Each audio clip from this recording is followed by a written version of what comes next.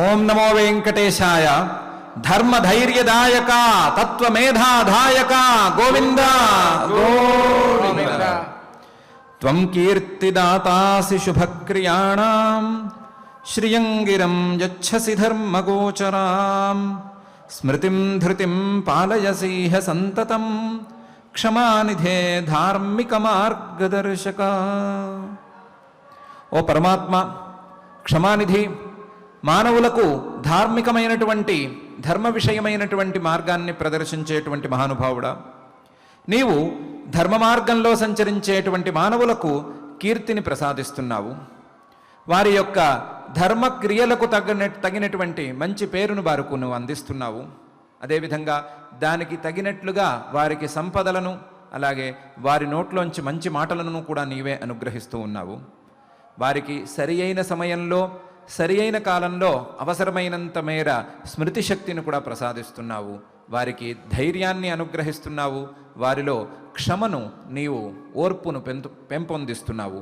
ఇటువంటి నిన్ను ఆశ్రయించినందువలన, ధర్మ మార్గంలో నడిచినందువలన మానవులు వీటన్నిటినీ పొందగలుగుతున్నారు. నేను కూడా అటువంటి ధర్మ మార్గంలో నడిచి నీ మార్గదర్శనంలో ఈ ఫలితాలను పొందుతాను అని అఖిలాండకోటి బ్రహ్మాండ నాయకుడు దేవదేవుడు శ్రీ వెంకటేశ్వర స్వామి వారిని భక్తిగా ప్రార్థించుకుంటూ శ్రీకృష్ణ పరమాత్మ అనుగ్రహించినటువంటి శ్రీమద్ భగవద్గీత గ్రంథం యొక్క అధ్యయన కార్యక్రమాన్ని ఈ శుభ సాయంకాల వేళ మనం ప్రారంభించుకుందాం. ప్రారంభంలో ఆచార్యుల వారితో కలిసి ప్రార్థనా శ్లోకాలను, సంకల్పవాక్యాలను చదువుకుని ఈ కార్యక్రమానికి సత్సంకల్పం చేసుకుందాం. ఓం నమో వెంకటేశాయ. శ్రీ గురు ప్రార్థనా. గురుర్బ్రహ్మా గురుర్విష్ణు గురుర్దేవో మహేశ్వరః. గురుః సాక్షాత్ పరం బ్రహ్మ తస్మై శ్రీ గురవే నమః. శ్రీనివాస ప్రార్థనా.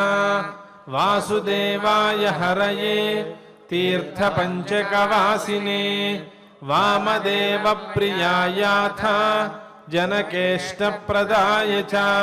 अथ संकल्पः श्रीमद् आदिवराह क्षेत्रे विराजमानस्य अखिलाण्डकोटि ब्रह्माण्ड नायकस्य श्रीपद्मावती जानेः भगवतः श्रीवेङ्कटेश्वर स्वामिनः दिव्य सन्निधौ भगवतः श्रीकृष्ण परमात्मनः अनुग्रहेण अस्माकं सर्वेषां शारीरस्य मानसस्य च बलस्य सिद्ध्यर्थं समस्तानां असाध्यव्याधीनां निवारणार्थं सर्वयज्ञ फलप्राप्त्यर्थं सर्वासां संपदां प्राप्त्यर्थं विद्यार्थिनां बुद्धिशक्ति वृद्धिद्वारा परीक्षासु उत्तीर्णता सिद्ध्यर्थं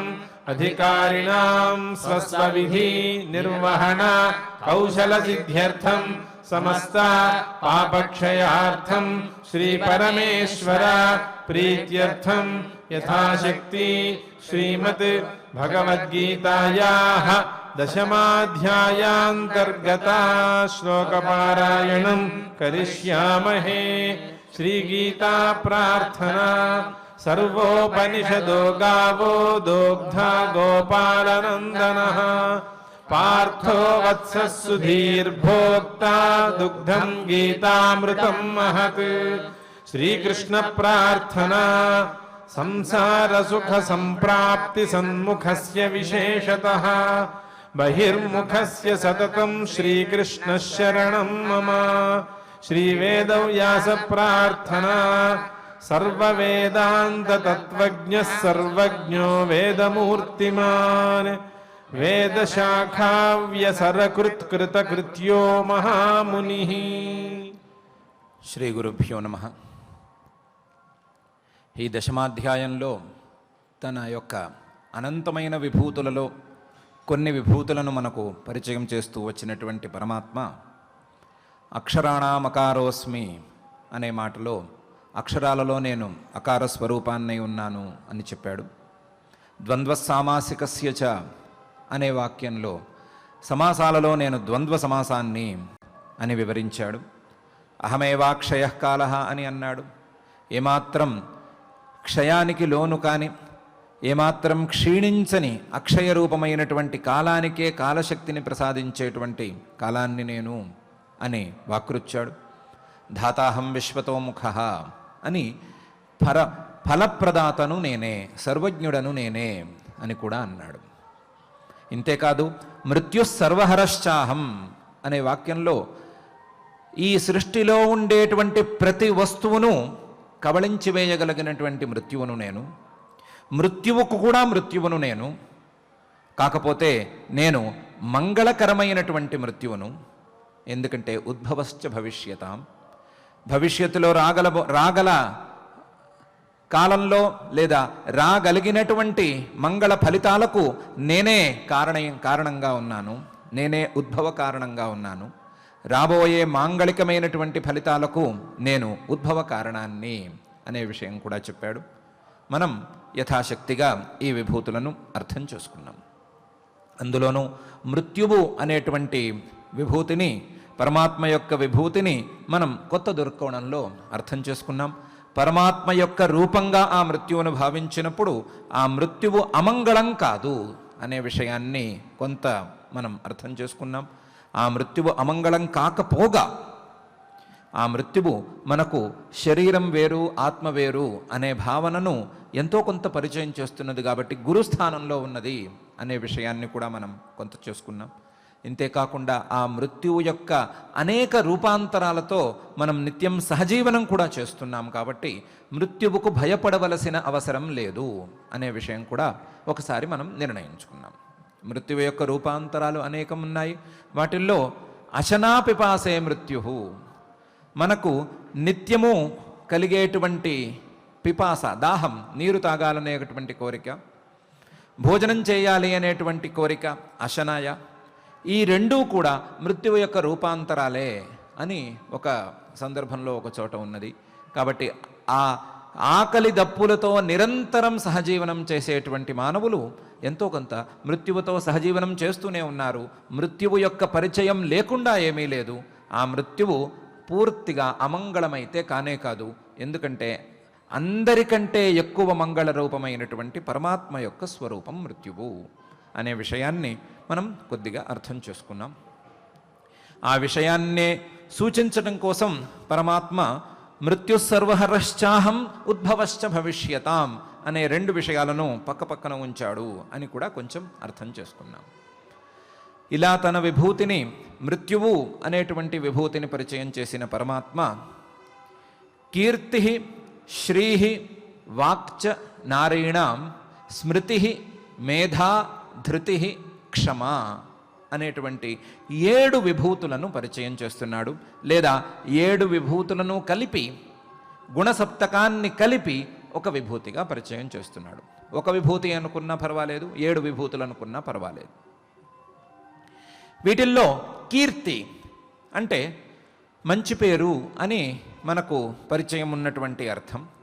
మంచి పేరు అంటే ఏమిటి అనేది ఆలోచిస్తే, ధర్మకార్యాలు చేసుకున్నందువలన, ధర్మాచరణ ద్వారా వచ్చేటువంటి మంచి పేరు.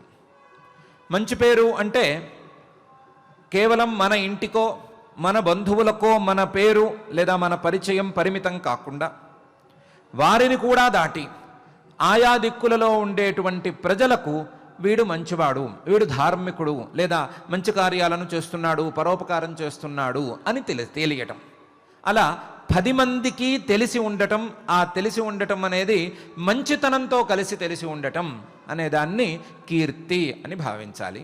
కేవలం 10 మంది నోళ్లలో నానటం అనేది కీర్తి కిందకు లెక్కకు రాదు. అది కీర్తి కాదు, అది అపకీర్తి లేదా దుష్కీర్తి. ఒకవేళ చెడు పనులతో గనక పేరు వచ్చినట్లయితే దాని పేరు అపకీర్తి లేదా దుష్కీర్తి అనే తప్ప కీర్తి అనేది కాదు. కీర్తి అంటే మంచి పనులను చేస్తే వచ్చేదే కీర్తి. ఇది కీర్తి. ఆ కీర్తిని నేను అంటున్నాడు. శ్రీహి అంటే సంపద. సంపద అంటే ధర్మార్థకామ సంపద. ధర్మ సంపద, ధర్మము సంపదగా ఆ వ్యక్తిలో ఉండటం, ఆ ధర్మం ద్వారా అర్థాలు అంటే సంపదలు మనకు పరిచయం ఉండేటువంటి డబ్బు కావచ్చు, బంగారం కావచ్చు, మరొకటి కావచ్చు, భూమి కావచ్చు, మనకు ఈ సృష్టిలో లేదా ఈ లోకంలో పరిచయం ఉండేటువంటి వస్తువులు దొరకటం, ఇది అర్థ సంపద. మూడవది కామ సంపద, మనం కోరుకున్నటువంటి వస్తువులు మనకు దొరకటం. ధర్మ అర్థ కామ సంపద, ఈ మూడింటిని కలిపి శ్రీహి అని అనవచ్చు.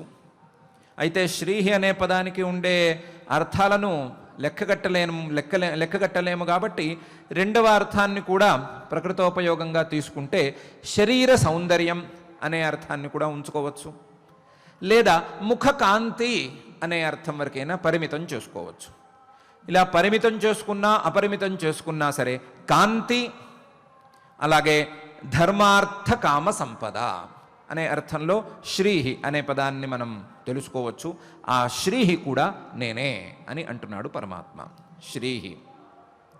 వాక్చ, వాక్ అంటే మనకే తెలిసినట్టుగా సరస్వతి, మన ముఖం నుండి వెలువడేటువంటి వాక్య రూపమైనటువంటి లేదా పదరూపమైనటువంటి అక్షర రూపమైనటువంటి సరస్వతి. ఇది సరి అయిన రీతిలో వెలువడినప్పుడే, ఇతరులకు ధర్మ విషయాలను బోధించేటట్లుగా, ధర్మ విషయాలను తెలుసుకునేటట్లుగా వెలువడినప్పుడే, ఇది కూడా సంస్కృతంగా ఉన్నప్పుడే, ఈ వాక్యాలలోనూ ఈ మాటలలోనూ సంస్కారం బయటపడినప్పుడే, ఆ సంస్కారం శబ్దపరమైనటువంటి సంస్కారము, అర్థపరమైనటువంటి సంస్కారము, రెండు రకాల సంస్కారాలు బయటపడినప్పుడే ఇది వాక్ అవుతుంది. లేకపోతే మాట సాధారణమైనటువంటి మాటగా నిలబడిపోతుంది. అటువంటి వాక్కును, సంస్కృతమైనటువంటి వాక్కును నేను అని అంటున్నాడు పరమాత్మ. వాక్చ. నారీణాం అనే అంశాన్ని మనం మళ్ళీ వివరించుకుందాం. స్త్రీలలో ఉండేటువంటి ఈ గుణాలు అని అంటున్నాడు. స్త్రీలలో ఈ స్వరూపాన్ని నేను అని కూడా అంటున్నాడు. స్మృతి. స్మృతి అంటే ఎప్పుడో అనుభవించేసిన దాన్ని, ఎప్పుడో విన్నదాన్ని సరి అయిన సందర్భంలో, సరి అయిన విధానంలో గుర్తుకు తెచ్చుకోవటం. ఆ జ్ఞాపకం అని మనం వ్యవహరించేటువంటి స్మరణ శక్తి, ఆ స్మరణ శక్తిని కూడా నేనే అని అంటున్నాడు. స్మృతి. మేధ. మేధ అంటే కొత్త విషయాలను అర్థం చేసుకునేటువంటి సామర్థ్యం. కొత్త విషయాలను గ్రంథాల ద్వారా కావచ్చు, ఉపదేశాల ద్వారా కావచ్చు, లేదా ఆయా అనుభవాల ద్వారా కావచ్చు, అర్థం చేసుకునేటువంటి సామర్థ్యాన్ని మేధ అని అంటారు. ఆ మేధను కూడా నేనే అంటున్నాడు పరమాత్మ. మేధ. ధృతి అంటే మన శరీరం కానీ ఇంద్రియాలు కానీ ఆయా సందర్భాలలో కృషించిపోయి లేదా శక్తి లేక కింద పడిపోయేటువంటి సందర్భంలో కూడా, వాటికి సరి అయినటువంటి ధైర్యం లేనప్పుడు కూడా వాటిని నిలబెట్టి ఉంచగలిగేటువంటి సామర్థ్యం. సరి అయిన సందర్భంలో, సరి అయిన రీతిలో ఇంద్రియాలను శరీరాలను నిలబెట్టగలిగినటువంటి సామర్థ్యం, దీన్ని ధృతి అని అంటారు. ఒక దృక్కోణంలో ఆ ధృతిని నేను అని అంటున్నాడు పరమాత్మ. రెండవ దృక్కోణంలో ధృతి అంటే ఉచ్ఛృంఖలమైనటువంటి ప్రవృత్తి కలిగేటువంటి అవకాశం ఉన్నా, ఏమాత్రం సంఖ్యలు లేవు, ఇష్టం వచ్చినట్టు ప్రవర్తించవచ్చు అనేటువంటి అవకాశం ఉన్నప్పటికీ అలా ప్రవర్తించకుండా సరి అయిన రీతిలో ప్రవర్తించగలిగినటువంటి సామర్థ్యం, దీన్ని ధృతి అనాలి అనేది రెండవ దృక్కోణం. అలాంటి ధృతిని కూడా నేనే అని అంటున్నాడు పరమాత్మ. ధృతి అని. ఇంతేకాదు క్షమ అనేది కూడా నేనే అంటున్నాడు. క్షమ అనే విషయం మనకు వేరే విధంగా మనకు పరిచయంలోకి వచ్చింది. తితిక్ష అనే పదంతో పరిచయంలోకి వచ్చింది. ఆ తితిక్ష అనేది కొంచెం పై స్థాయిది అని అనుకుంటే, లేదా తత్వజ్ఞానం కోసం పాటుపడేవాళ్ళు సాధించుకునేటువంటి గుణంగా తితిక్షను మనం ఉంచుకుంటే, దానికంటే కొంచెం ఇటు అటుగా ఉండేటువంటి స్థాయిలో ఉండే సాధన లేదా ఆ భావం క్షమ అనేటువంటి భావం. ఏ రకమైనటువంటి సంతోషం కలిగినా లేదా అత్యంతం దుఃఖం కలిగేటువంటి సందర్భం వచ్చినా, హర్షం కానీ విషాదం కానీ, కష్టం కానీ నష్టం కానీ, సుఖం కానీ దుఃఖం కానీ ఏం వచ్చినా సరే సమానంగా ఉండగలగటం. అందులోనూ సుఖాలకు లేదా మంచి విషయాలకు ఎక్కువ ప్రాధాన్యం లేకపోయినా సరే, కష్టాలు వచ్చినప్పుడు వాటిని ఓర్పుగా భరించుకోవటం, ఆ ఓర్పుగా భరించుకునేటువంటి శక్తి, ఓర్పు, దీన్ని క్షమ అని అంటారు. ఆ క్షమను కూడా నేనే అంటున్నాడు పరమాత్మ. ఇలా గుణసప్తకాన్ని నేనే. స్త్రీలలో ఉండేటువంటి గుణసప్తకాన్ని నేనే, స్త్రీలలో ఒకరైనటువంటి ఈ గుణసప్తకాన్ని నేనే అని కీర్తి, శ్రీ, వాక్చ నారీణాం, స్మృతి, మేధ, ధృతి, క్షమ అని 7 గుణాలను తన యొక్క రూపాలుగా పరమాత్మ చూపిస్తున్నాడు. ప్రత్యేకించి ఇక్కడ 7 గుణాలను ఒకేసారి ఎందుకు పరమాత్మ మన ముందు ఉంచుతున్నాడు అనేది మనం చాలా విచారం చేసుకోవలసినటువంటి అంశం, ఆలోచించుకోవలసినటువంటి అంశం. ఈ 7 కీర్తి, శ్రీర్వాక్చ, స్మృతి, మేధా, ధృతి, క్షమ అనేటువంటి ఈ 7 ప్రధానంగా బ్రహ్మలోకంలో ఉండి ఆయా రూపాలను ధరించి ఆ లోకంలో బ్రహ్మగారికి సేవ చేసేందుకు అనువైనటువంటి రూపాలను ధరించి నిరంతరం బ్రహ్మదేవుడిని సేవించేటువంటి దేవతలు అనేది వీరి యొక్క అసలు సిసలు ప్రాథమికమైనటువంటి దేవతా రూపం. ఈ కీర్తి, శ్రీ, వాక్చ, అలాగే స్మృతి, మేధా, ధృతి, క్షమ అనేటువంటి 7 దేవతలు వీరు బ్రహ్మలోకంలో ఉండి రూపాలను ధరించి బ్రహ్మగారికి సేవలను చేస్తూ ఉంటారు అనేది ప్రాథమికమైన విషయం. అయితే వీరు కేవలం బ్రహ్మలోకానికే పరిమితం అయిపోతే మానవులకు వీరి పరిచయమే లేదు కదా. పరిచయం లేనప్పుడు కీర్తి, శ్రీర్వాక్చనారీణాం, స్మృతిర్మేధాధృతి, క్షమ అని పరమాత్మ అనలేడు కదా.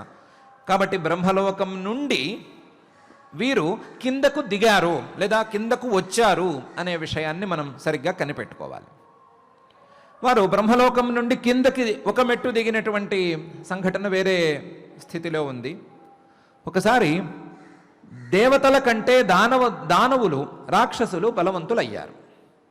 దేవతల కంటే రాక్షసులకు సంపదలు పెరిగినాయి. దేవతల కంటే కూడా వారికి అన్ని విధాల బలాలు పెరిగిపోయినాయి. పెరిగిపోగా వారు చాలా మదించిపోయారు.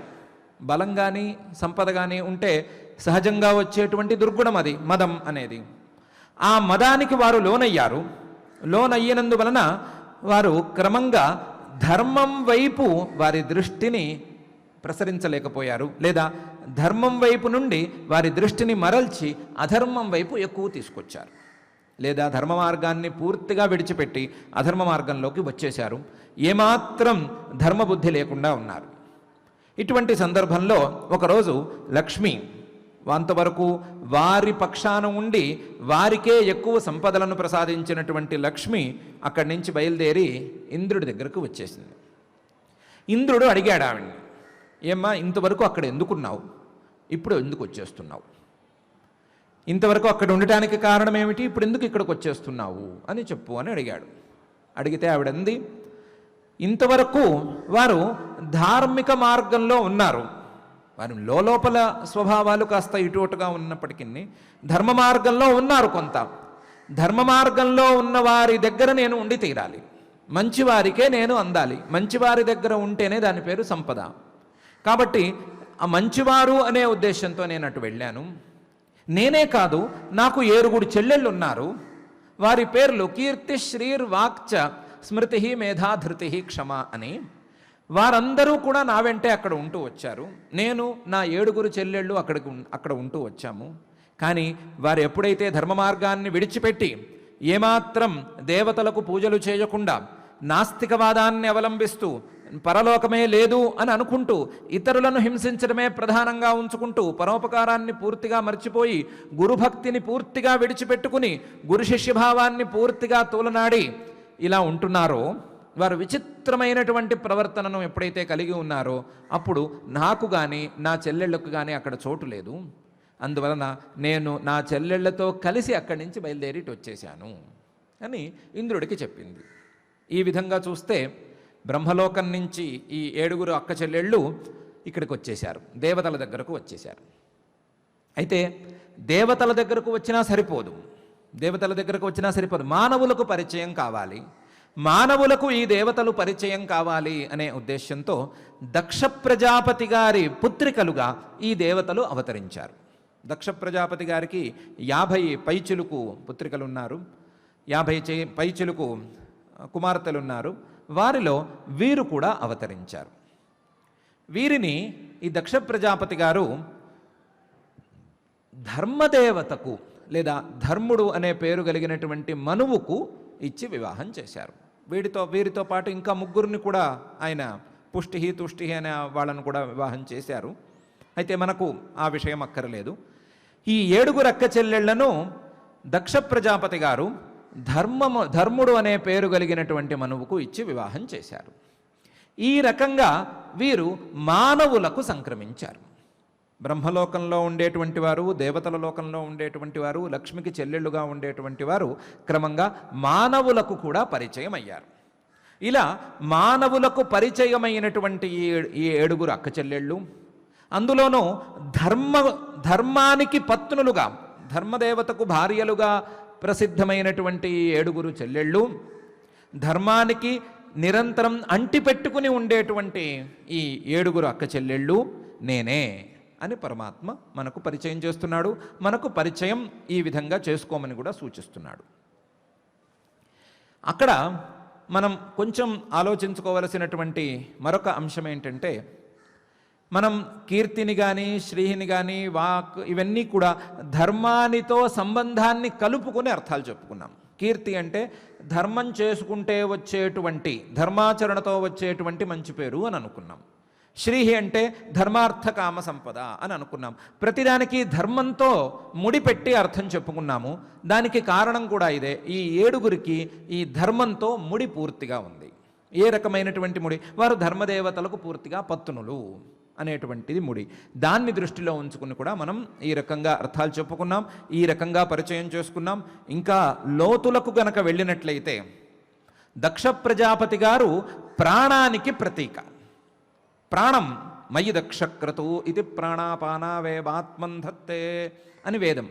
దక్షుడు ప్రాణానికి ప్రతీక. ఆ ప్రాణం తన యొక్క కూతుళ్లను, కీర్తి శ్రీర్వాక్చనారీణాం స్మృతిర్మేధాధృతి క్షమ అనేటువంటి కూతుళ్లను ధర్మానికి ధారాదత్తం చేశాడు. అంటే ప్రాణం ఉన్నంత వరకు ధర్మాచరణతో ఉండమని సూచనలు చేస్తున్నాడు.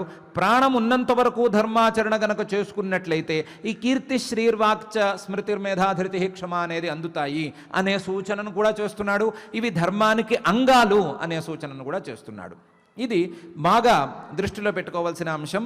ఆ అంశాన్ని దృష్టిలో ఉంచుకునే పరమాత్మ ఇక్కడ కీర్తి శ్రీర్వాక్చ నారీణాం స్మృతిర్మేధాధృతి క్షమ అని అంటున్నాడు. అయితే నారీణాం కీర్తి శ్రీర్మేధ అని రావాలి. స్త్రీలకు ఉండేటువంటి కీర్తి, స్త్రీలకు ఉండేటువంటి వాక్ లేదా స్త్రీలకు ఉండేటువంటి కాంతి, అలాగే స్త్రీలకే ప్రత్యేకించినటువంటి మేధ, ధృతి, క్షమ, స్మృతి ఇవన్నీ రావాలి. ఇవి మనకు ఎలా పరిచయం అవుతాయి అనంటే మనం విభాగం చేసుకుని 2గా కానీ 3గా కానీ విభాగం చేసుకుని చూసుకుందాం. స్త్రీలలో సర్వోత్తమమైనటువంటి కీర్తి ఎవరికి ఉంది అనేది ఒక విషయం. చాలామందికి ఉంది. అందరికంటే ఎక్కువ కీర్తి ఉన్నది ఎవరికి అనంటే స్త్రీలలో అందరికంటే ఎక్కువ కీర్తి ఉన్నది పార్వతీ అమ్మవారికి. మనం స్త్రీలు అంటే దేవతలను మనుషులను కూడా కలిపేద్దాము. కలిపేస్తే ఎక్కువ కీర్తి ఉన్నది పార్వతీ అమ్మవారికి. ఏ విధమైనటువంటి కీర్తి ఆవిడిది అంటే అందగత్తె అనే కీర్తి కూడా ఆవిడదే. అప్పటికీ లేదా ఇప్పటికీ ఎప్పటికీ కూడా అందగత్తె అంటే ఎవరు అంటే పార్వతీ అమ్మవారు. దేవతా స్త్రీలలో కానీ మానవ స్త్రీలలో కానీ అందం ఎవరికి ఉంది అంటే కేవలం ఆవిడకే. ఏ రకమైనటువంటి అందం? భౌతికమైనటువంటి అందం కాదు, తపోమయమైనటువంటి అందం, తపస్సుతో తెచ్చుకున్నటువంటి అందం, తపస్సుతో పరమేశ్వరుడిని మెప్పించినటువంటి అందం. అటువంటి అందం ఆవిడదే కాబట్టి ఆవిడకే అసలు సిసలు కీర్తి. ఆవిడ నిజమైన కీర్తిమంతురాలు, నిజమైనటువంటి అందగత్తె, నిజమైనటువంటి కాంతిమంతి. ఇంతేకాదు ధర్మార్థ కామాలను చాలా సులభంగా తపస్సుతో తెచ్చుకున్నటువంటి మహానుభావురాలు. పార్వతీ అమ్మవారి వృత్తాంతం మనకు తెలిసిందే కదా. పార్వతీ అమ్మవారు హిమాలయానికి మేనకు కూతురుగా అవతరించింది. సతీదేవిగా ఇంతకుముందు అవతారం ధరించినటువంటి ఆవిడే హిమాలయానికి మేనకు కూతురుగా అవతరించింది. అవతరించిన ఆవిడ పరమేశ్వర పత్ని కావాలి అనేటువంటి దైవ సంకల్పానికి అనుగుణంగా ఆవిడ పరమేశ్వరుడి కోసం తపస్సు చేయటం ప్రారంభించింది.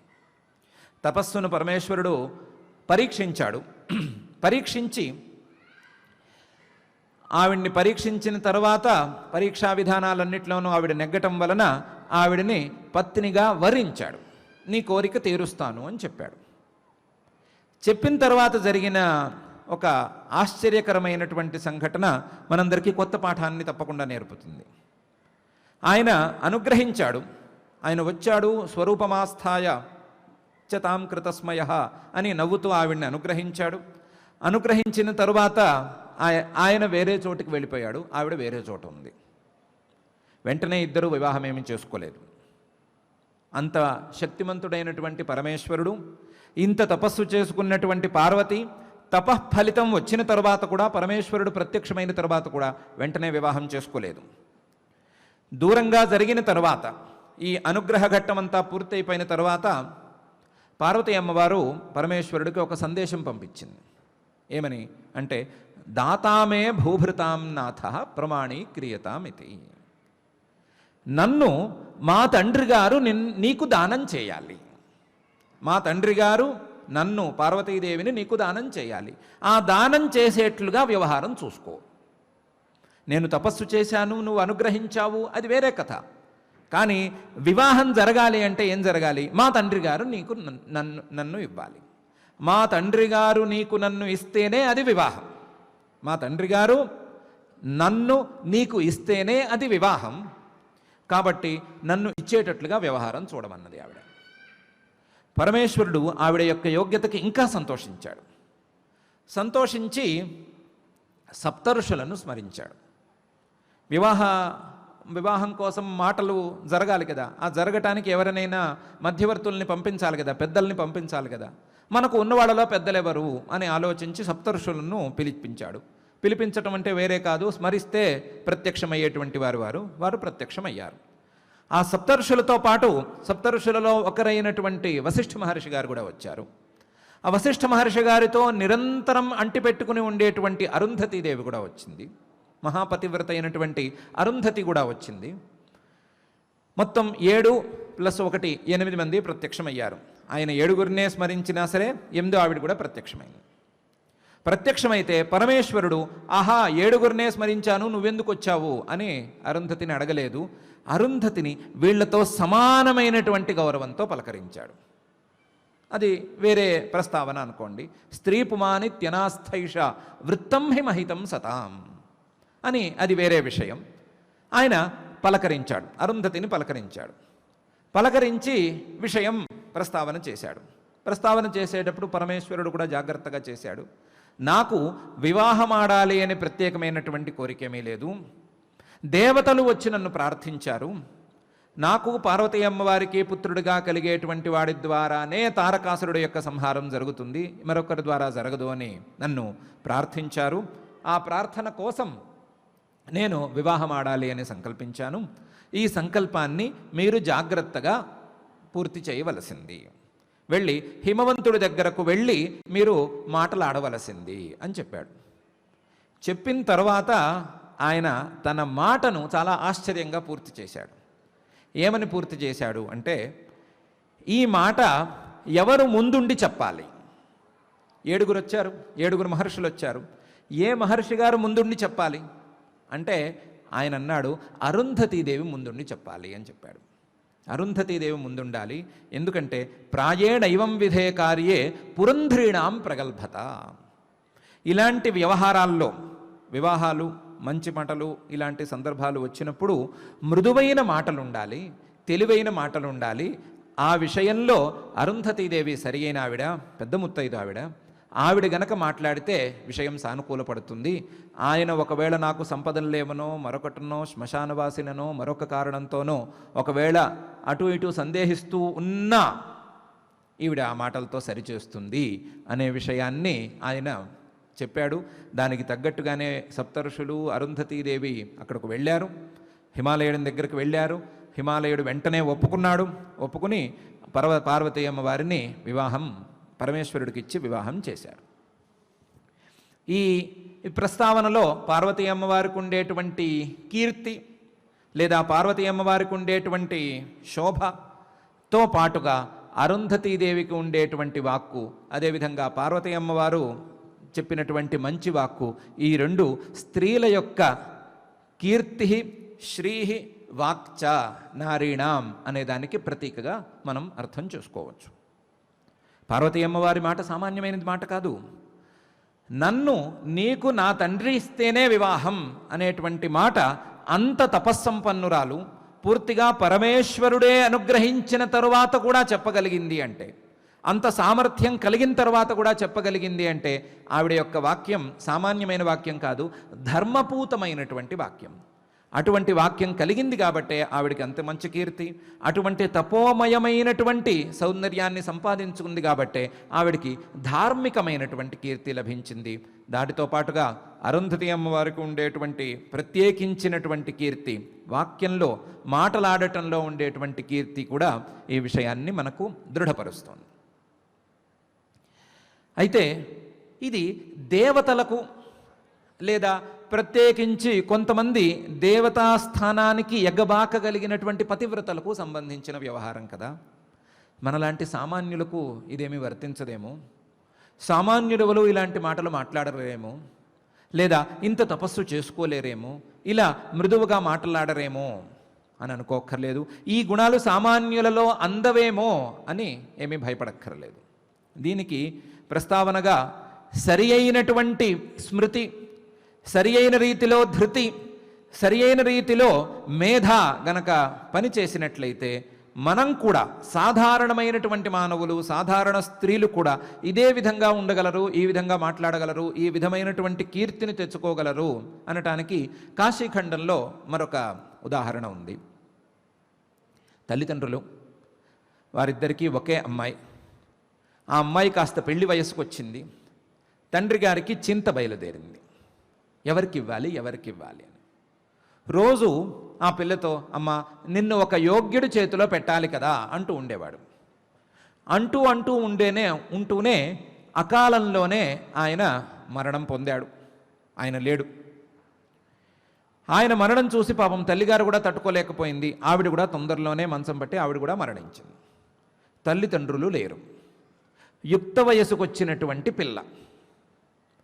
ఈ పిల్ల ఆలోచించింది, ఏమని? తండ్రి గారు నాకు వివాహం చేయాలని అనుకున్నారు, నన్ను యోగ్యుడైనటువంటి వరుడి చేతిలో పెట్టాలనుకున్నారు. తండ్రి లేడు, తండ్రికి ప్రతినిధిగా తల్లి లేదు, పెద్దగా బంధువులెవరూ ఆదరించటం లేదు.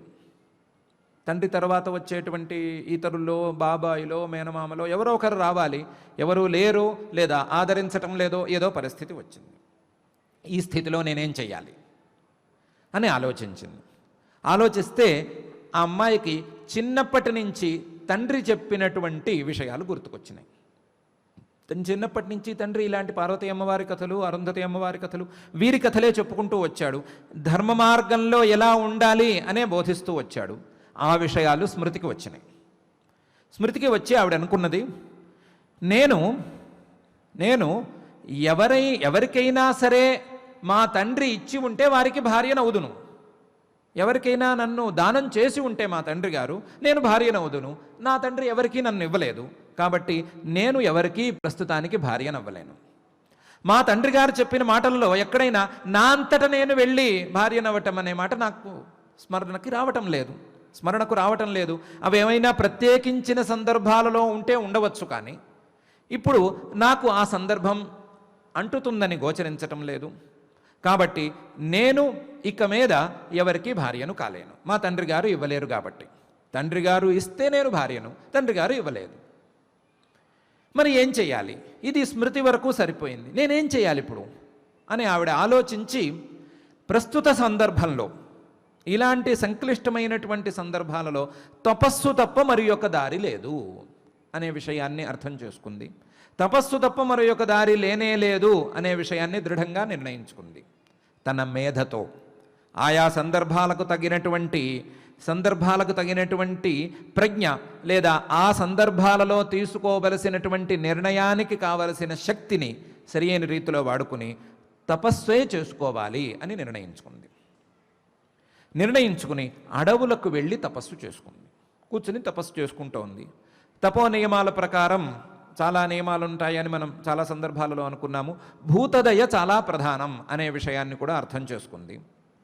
అర్థం చేసుకుని ఆవిడ భూతదయతో తపస్సు చేసుకుంటూ ఉంది. రోజు ప్రతినిత్యం ఒక జింక వచ్చి పక్కన నుంచుంటూ ఉండేది. ఆవిడకి ఒక జింక రోజు నుంచుంటూ ఉండేది, రోజు వచ్చి చూస్తూ ఉండేది. ఇలా తపస్సు చేస్తూ చేస్తూ ఉండగా రోజూ జింక వస్తోంది, రోజూ చూస్తోంది. ఒకరోజు పార్వతీ అమ్మవారు ప్రత్యక్షం అవ్వనే అయింది. ప్రత్యక్షమయ్యి ఏం కావాలి అని కోరుకోమంది. కోరుకోమంటే ఈ పిల్లంది, నాకేం కావాలి అనేది ప్రస్తుతానికి తోచటం లేదు, నేను తపస్సు చేసింది ఇంతవరకే, తపస్సు తప్ప నేను చేయగలిగింది ఏమీ లేదు అని. ఏదో కోరికతో అయితే నేను తపస్సు చేయలేదు, కానీ నాకు రోజు ఒక జింక వచ్చి పరిచయమైనటువంటి స్నేహితురాల్లాగా రోజు వచ్చి పలకరించి వెళుతోంది, ఈ జింకకి ఏమైనా సద్గతిని ప్రసాదించు అని కోరుకుంది. ఈ జింకకి ఏమైనా సద్గతి ఇవ్వు, రోజు నాతో వస్తోంది, ఇప్పుడు చూడు నీ సాక్షాత్కారం జరిగిన రోజు కూడా వచ్చింది అని చెప్పింది. చెప్తే పార్వతీ అమ్మవారు, నీలాంటి తపస్సంపన్నురాలని చూసినందువలనే ఈ జింక వచ్చే జన్మలో ఒక మహారాణిగా పుట్టి తీరాలి, ఆ ఫలితాన్ని అది అనుభవిస్తుంది, నా యొక్క అనుగ్రహంతో మరింత సంపదలతో ఈవిడ తలతూగుతుంది, నీకేమీ కోరిక లేదన్నావు, తపస్సు అయితే చాలా తీవ్రంగా చేశావు, నువ్వు నాలాంటి దానివి. ఎలాంటి దానివి? నేనేమి ఆలోచించానో నువ్వు అదే ఆలోచించావు. నేను ఆ రోజు పరమేశ్వరుడు అనుగ్రహం కలిగినా ఏం ఆలోచించాను, నువ్వు కూడా నీ మేధతో, ఆలోచనా శక్తితో, అలాగే నీ యొక్క స్మృతి శక్తితో, నీ తండ్రి గారు నీకు చేసినటువంటి ఉపదేశాలను స్మరణం చేసుకునేటువంటి శక్తితో నీవు స్మృతి శక్తిని, మేధాశక్తిని సరి అయిన రీతిలో వాడి ధైర్యాన్ని, ధృతిని కలిగి ఉన్నావు. అంటే ఉచ్ఛృంఖలమైనటువంటి వ్యవహారం చేయగలిగినటువంటి సందర్భంలో కూడా తండ్రి లేడు, తల్లి లేదు, ఎవరు అడిగేవారు లేరు, ఎక్కడికైనా వెళ్ళొచ్చు, ఏమైనా చేయొచ్చు అనేటువంటి సందర్భంలో కూడా అలాంటి పనులకు పోకుండా నీవు తపస్సునే నమ్ముకుని దైవాధీనం ద్వారా అన్ని పనులు సక్రమంగా నెరవేరుతాయి అని అనుకుని తపస్సు చేసుకున్నావు కదా, నీ ధైర్యం, నీ ధృతి కూడా మెచ్చదగినది. ఇన్ని ఉన్నాయంటే నువ్వు నాలాంటి దానివి, నువ్వు ఇక్కడ అసలు ఉండకూడదు, నువ్వు నాకు చెలికత్తగా కైలాసానికి వచ్చేసేయి అని ఆ అమ్మాయిని చెలికత్తగా కైలాసానికి కూడా తీసుకువెళ్ళిపోయింది అని కాశీఖండంలోనే ఒక గాథ చెప్తుంది. దీనివలన మనకు మేధ, స్మృతి లేదా మొదలు స్మృతి తర్వాత మేధ ఎలా వరుస పెట్టుకున్నా పర్వాలేదు, మొదలు అనుభవం తర్వాత స్మరణం, లేదా మనకు జరిగినటువంటి అనుభవాల తాలూకు స్మరణలు, లేదా చదువుకున్నటువంటి విషయాల తాలూకు స్మరణలు, విన్న మంచి విషయాల తాలూకు స్మరణలు, దానితో పాటుగా కొత్త ఆలోచన శక్తి అని వరుసని ఎలా ఉంచుకున్నా, ధృతికి కావలసినటువంటి మేధా, స్మృతి ఈ రెండు గనక మానవులలో పరిపూర్ణంగా ఉన్నట్లయితే వారు మానవ స్థాయి నుండి దేవతా స్థాయికి కూడా ఎగబాకుతారు అనే విషయం మనకు ఈ వృత్తాంతం స్పష్టంగా తెలియచేస్తోంది. అందువలన పరమాత్మ ఈ గుణాలను ఇక్కడ మన కోసం ఉంచాడు. చివరకు మిగిలింది క్షమ. ఇది సాధారణమైనటువంటి గుణం కాదు. దీన్ని పట్టుకోగలిగిన వాళ్ళకి ఏ ఫలితమైనా అందుతుంది అనటానికి మనకు మహాభారతంలో ఓ చక్కటి దృష్టాంతం ఉంది. మౌద్గల్య మహర్షి గారికి కొంచెం వయసు అయిన తర్వాత వివాహం చేశారు. పిల్ల పేరు ఇంద్రసేన, మంచి పిల్ల. మౌద్గల్య మహర్షి గారికి తపస్సు తప్ప వేరే వ్యాపకం లేదు. కొత్తగా వచ్చిన పిల్లకి మౌద్గల్య మహర్షి గారికి సేవ చేయటం తప్ప వేరే వ్యాపకం లేదు. ఈ సేవ చేస్తున్నటువంటి ఇంద్రసేన సేవ చేస్తూ ఉంది. ఈ మౌద్గల్య మహర్షి గారికి క్రమంగా ఎందుకు వచ్చిందో కుష్ఠరోగం వచ్చింది. కుష్ఠరోగం చాలా తీవ్రమైనటువంటి రోగం. ఆయనేం మందులు వేసుకోవటం లేదు, తపస్సు చేసుకుంటున్నాడే తానే. అక్కడ కూర్చుని తపస్సు చేస్తాడు, ఇక్కడ కూర్చుని తపస్సు చేస్తాడే కానీ దానికేం మందు తీసుకోడు. కుష్ఠరోగం, దుర్గంధం వస్తోంది పుళ్ళ నుంచి, భరించరానటువంటి స్రావాలు కారుతున్నాయి. భరించరాని స్థితిలో కూడా ఆవిడ ఆయనకు సేవ చేస్తూ ఉంది. ఆయన చూస్తున్నాడు ఏ రకంగా సేవ చేస్తోంది, ఈవిడిలో క్షమాగుణం ఏ స్థాయిలో ఉంది అని ఆయన కూడా గమనిస్తూ వస్తున్నాడు. ప్రతిరోజు శ్రద్ధగా ఆయన పుండ్లకు ఈడు తోచినంత మేర సేవ చేస్తోంది, వాటిని తుడుస్తోంది, కాస్త ఏమన్నా కుదిరితే కట్లు కడుతోంది, ఆయన విసుక్కుంటే వదిలేస్తోంది, విసుక్కోకపోతే సేవలు చేసుకుంటూ వస్తోంది. ఒకరోజు ఆయన ఆవిడ్ని పరీక్షించదలిచాడు. పరీక్షించదలిచి ఆవిడ అన్నం తింటోంది, విస్తరలో అన్నం తింటోంది. అన్నం తింటూ ఉండగా ఈ కుష్ఠరోగి తాలూకు వేలు ఒకటి ఆవిడ తినే అన్నంలో పడేటట్టు చేశాడు. కుష్ఠరోగికి వేళ్ళు కాళ్ళు అవి బాగా తీవ్రంగా ముదిరిపోతే కొంచెం బలహీనంగా ఉంటాయి అనే విషయాన్ని అడ్డం పెట్టుకుని ఒక వేలు విరిగి ఆవిడ విస్తట్లో పడేటట్టు చూశాడు ఈయన. ఆవిడ ఓహో ఇది నా భర్త వేలు, ఓహో ఈ పొరపాటున వచ్చి పడింది, సరే తర్వాత దీని సంగతి చూద్దాము, మొదలు భోజనం చేద్దాము అని చాలా జాగ్రత్తగా పక్కన పెట్టి మిగతా భోజనాన్ని యథావిధిగా కానిచ్చేసింది. మనకు అసహ్యం, ఆవిడకు అది ప్రియం. మౌద్గల్య మహర్షి గారికి చాలా ఆశ్చర్యం వేసింది. నీలో ఇంత స్థాయి క్షమ ఉంటుంది అని నేను అనుకోలేదు, ఇంత స్థాయి ఓర్పు ఉందని నేను అనుకోలేదు, నా మీద ఇంత భక్తి ఇంత ప్రీతి ఉందని కూడా నేను అనుకోలేదు. అందువలన నీ కోరిక తీరుస్తాను, ఏమైనా కోరు అని అన్నాడు. అంటే ఆవిడంది, మిమ్మల్ని ఈ కుష్ఠరోగంతో కూడిన శరీరంతో నేను చూడలేకపోతున్నాను, అందువలన ఈ శరీరాన్ని మార్చేయండి. ఒకటి, ఈ శరీరం ఇలా ఉండకూడదు, కుష్ఠరోగంతో ఉండకూడదు, మీ శరీరం చక్కగా ఉండాలి, అది ఒకటి.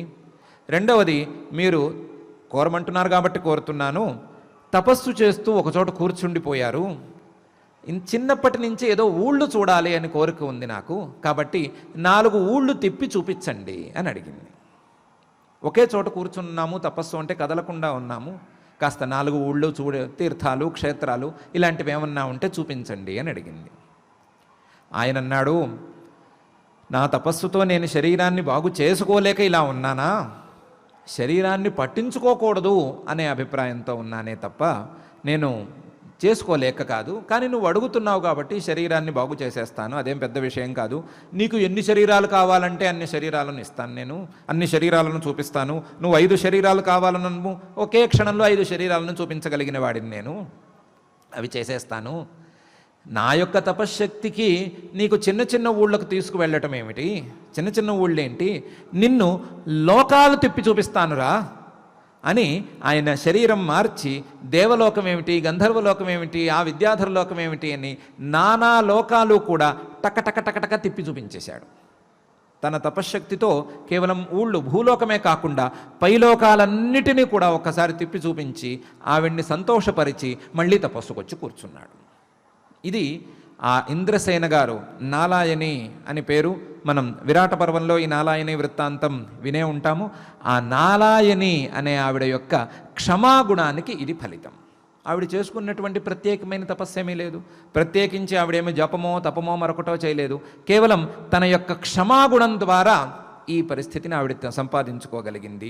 తన యొక్క పాతివ్రత్యం ఉండనే ఉంది, దానితో కూడినటువంటి క్షమాగుణం ద్వారా నాలాయని ఇంత స్థితికి వెళ్ళగలిగింది, ఇంత లాభాన్ని పొందగలిగినందువలనే దీని యొక్క ఉత్తమత్వాన్ని దృష్టిలో ఉంచుకునే పరమాత్మ చివరి గుణంగా క్షమా అని కూడా ప్రత్యేకించి చెప్పాడు. తన గుణంగా ఈ గుణాన్ని అభివర్ణిస్తున్నాడు. అయితే ప్రత్యేకించి నారీణాం అని ఎందుకు అంటున్నాడు అనేది విషయం. నారీణాం అని ఎందుకు అంటున్నాడు? కీర్తి శ్రీర్వాక్చ స్మృతి మేధాధృతి క్షమ అని ఊరుకోవచ్చు కదా, వారెవరో మనకు పురాణాల ద్వారా తెలిసేదే కదా, మహాభారతపు సందర్భాల ద్వారా తెలిసేదే కదా.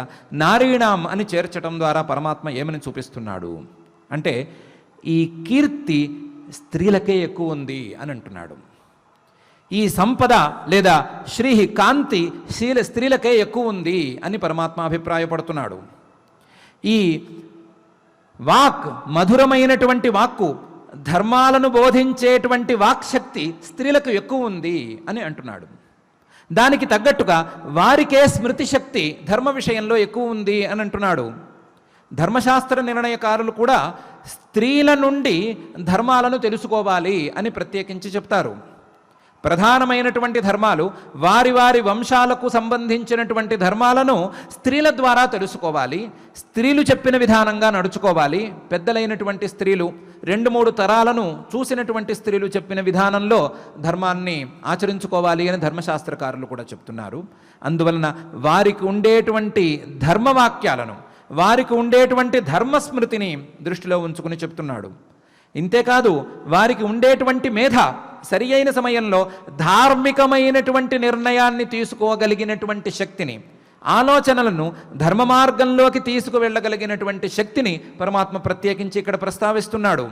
మంచి మాటలే చెబుతారు స్త్రీలు అని పరమాత్మ గట్టిగా నమ్ముతున్నాడు.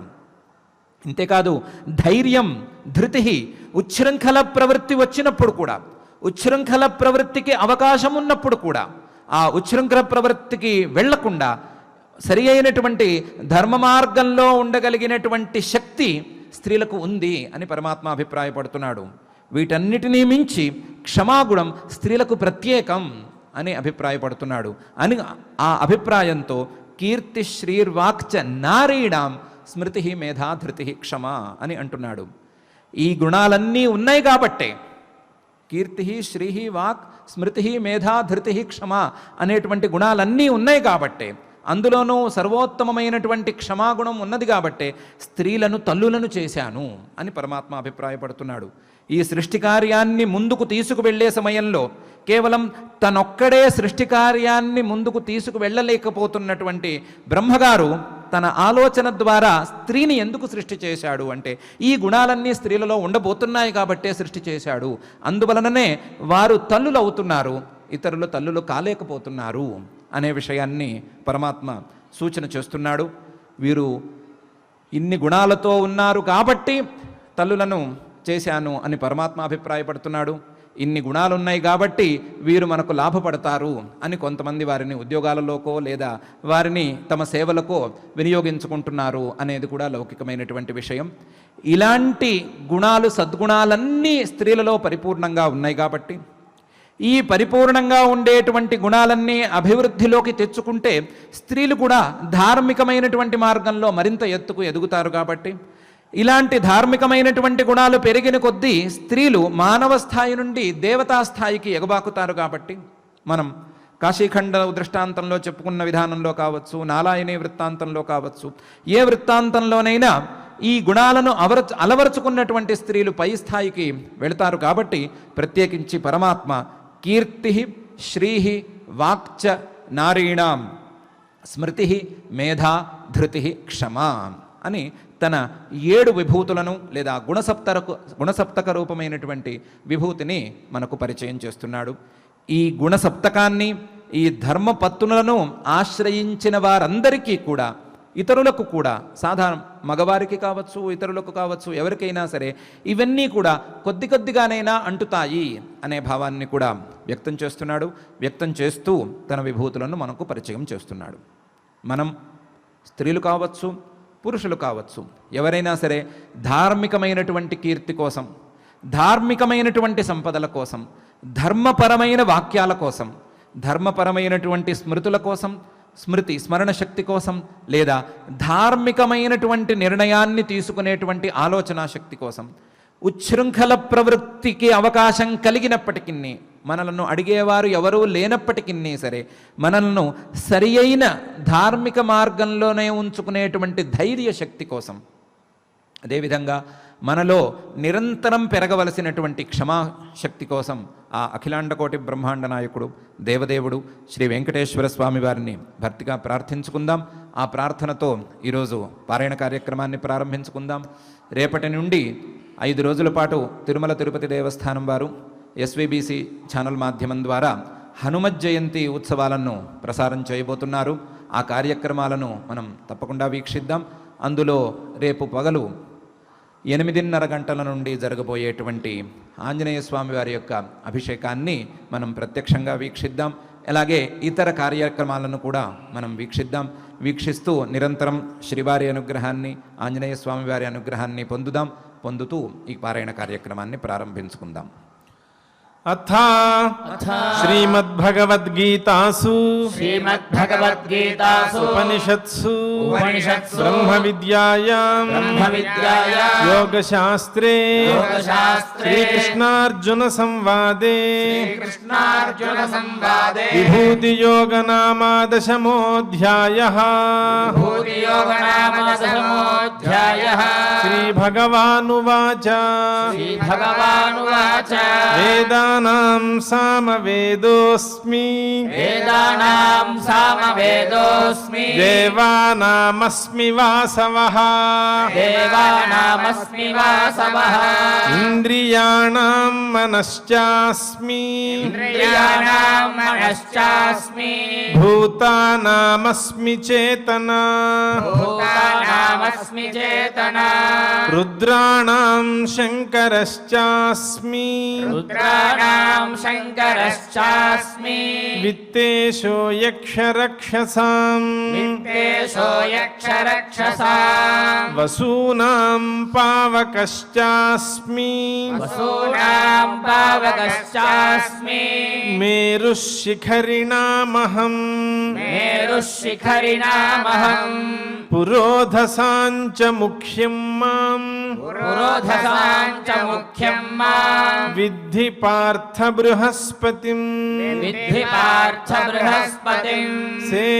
సేనానీనామహం స్కందః సేనానీనామహం స్కందః సరసామస్మి సాగరః సరసామస్మి సాగరః మహర్షీణాం భృగురహం మహర్షీణాం భృగురహం గిరామస్మ్యేకమక్షరం గిరామస్మ్యేకమక్షరం యజ్ఞానాం జపయజ్ఞోస్మి యజ్ఞానాం జపయజ్ఞోస్మి స్థావరాణాం హిమాలయః స్థావరాణాం హిమాలయః అశ్వత్థः సర్వవృక్షాణాం అశ్వత్థः సర్వవృక్షాణాం దేవర్షీణాం చ నారదః దేవర్షీణాం చ నారదః గంధర్వాణాం చిత్రరథః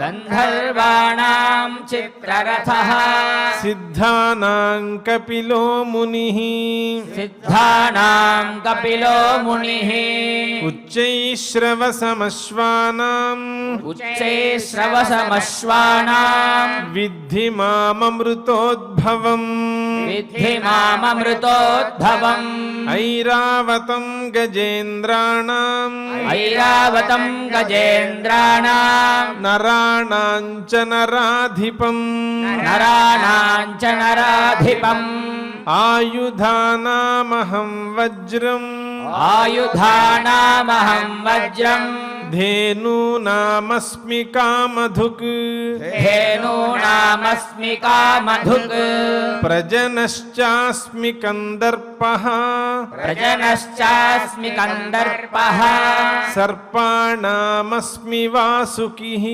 సర్పాణామస్మి వాసుకిః అనంతశ్చాస్మి నాగానాం అనంతశ్చాస్మి నాగానాం వరుణో యాదసామహం వరుణో యాదసామహం పితॄణామర్యమా చాస్మి పితॄణామర్యమా చాస్మి యమః సంయమతామహం యమః సంయమతామహం ప్రహ్లాదశ్చాస్మి దైత్యానాం ప్రహ్లాదశ్చాస్మి దైత్యానాం కాలః కలయతామహం కాళః కళయతామహం మృగాణాం చ మృగేంద్రోహం మృగాణాం చ మృగేంద్రోహం వైనతేయశ్చ పక్షిణాం వైనతేయశ్చ పక్షిణాం పవనః పవతామస్మి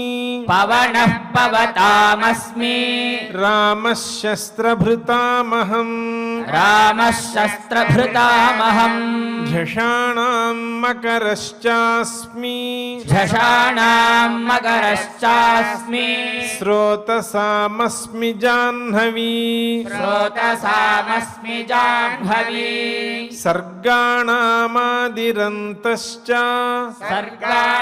సర్గాణామాదిరంతశ్చ మధ్యం చైవాహమర్జున మధ్యం చైవాహమర్జున అధ్యాత్మ విద్యా విద్యానాం అధ్యాత్మ విద్యా విద్యానాం వాదః ప్రవదతామహం వాదః ప్రవదతామహం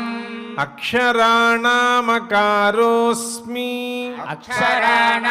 అక్షరాణామకారోస్మి ద్వంద్వః సామాసికస్య చ ద్వంద్వః సామాసికస్య नासिकस्य च अहमेवाक्षयः कालः अहमेवाक्षयः कालः धाताहं विश्वतो मुखः धाताहं विश्वतो मुखः मृत्युः सर्वहरश्चाहम् मृत्युः सर्वहरश्चाहम् उद्भवश्च भविष्यताम् उद्भवश्च भविष्यताम् कीर्तिश्रीर्वाक्च नारीणाम् कीर्तिश्रीर्वाक्च नारीणाम् स्मृतिर्मेधा धृतिः क्षमा स्मृतिर्मेधा धृतिः क्षमा बृहत्साम तथा साम्नाम् बृहत्साम तथा साम्ना गायत्री छन्दसामहम् गायत्री छन्दसामहम् मासानां मार्गशीर्षोऽहम् मासानां मार्गशीर्षोऽहम् ऋतूनां कुसुमाकरः ऋतूनां कुसुमाकरः द्यूतं छलयतामस्मि द्यूतं छलयतामस्मि तेजस्तेजस्विनामहम् तेजस्तेजस्विनामहम् जयोऽस्मि व्यवसायोऽस्मि जयोऽस्मि व्यवसायोऽस्मि सत्वं सत्त्ववतामहम् सत्त्वं सत्त्ववतामहम् वृष्णीनां वासुदेवोऽस्मि वृष्णीनां वासुदेवोऽस्मि पाण्डवानां धनञ्जयः पाण्डवानां धनञ्जयः मुनीनामप्यहं व्यासः मुनीनामप्यहं व्यासः कवीनामुशना कविः कवीनामुशना कविः दण्डो दमयतामस्मि दण्डो दमयतामस्मि नीतिरस्मि जिगीषताम् नीतिरस्मि जिगीषताम् मौनं चैवास्मि गुह्यानाम् मौनं चैवास्मि गुह्यानाम् ज्ञानं ज्ञानवतामहम् ज्ञानं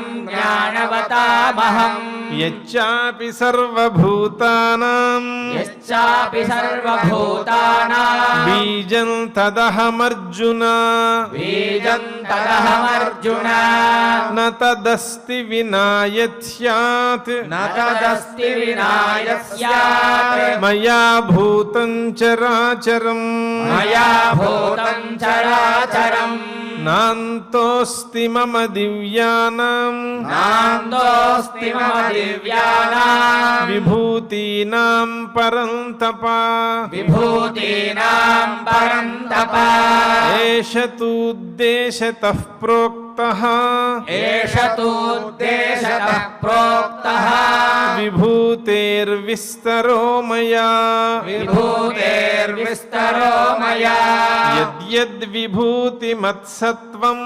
यद्यद्विभूतिमत्सत्त्वम् श्रीमदूर्जितमेव वा श्रीमदूर्जितमेव वा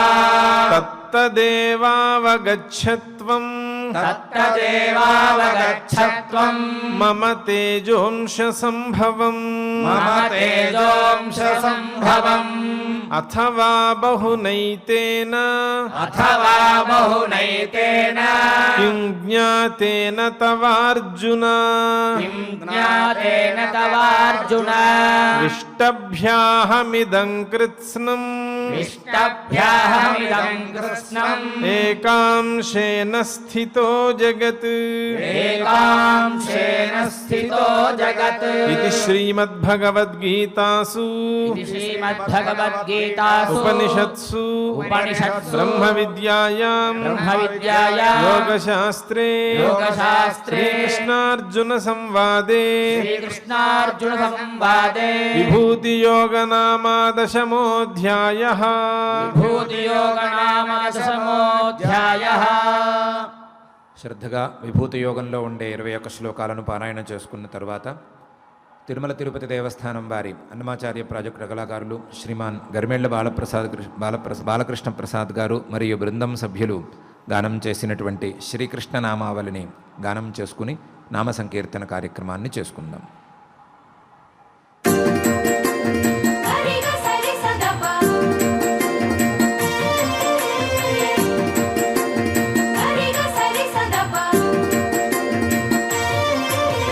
कृष्णं वन्दे जगद्गुरुं श्रीकृष्णं वन्दे जगद्गुरुं कृष्णं वन्दे जगद्गुरुं श्रीकृष्णं वन्दे जगद्गुरुं कृष्णं वन्दे जगद्गुरुं श्रीकृष्णं वन्दे जगद्गुरुं कृष्णं वन्दे जगद्गुरुं श्रीकृष्णं वन्दे जगद्गुरुं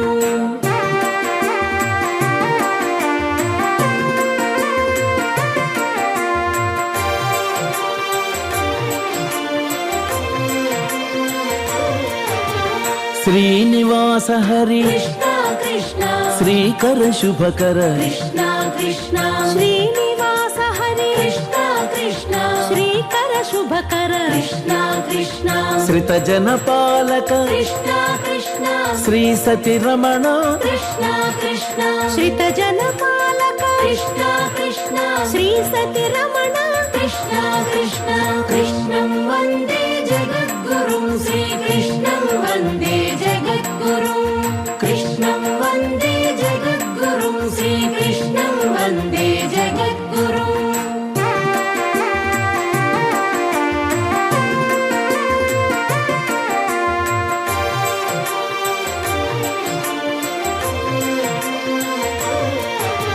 सामज गमन कृष्णा कृष्णा सामज वरद कृष्णा कृष्णा सामज गमन कृष्णा कृष्णा सामज वरद कृष्णा कृष्णा साधु जनावन कृष्णा कृष्णा सारसलोचन कृष्णा कृष्णा साधु जनावन कृष्णा कृष्णा सारसलोचन कृष्णा कृष्णा कृष्णं वन्दे जगद्गुरुं श्रीकृष्णं वन्दे जगद्गुरुं कृष्णं वन्दे जगद्गुरुं श्रीकृष्णं वन्दे जगद्गुरुं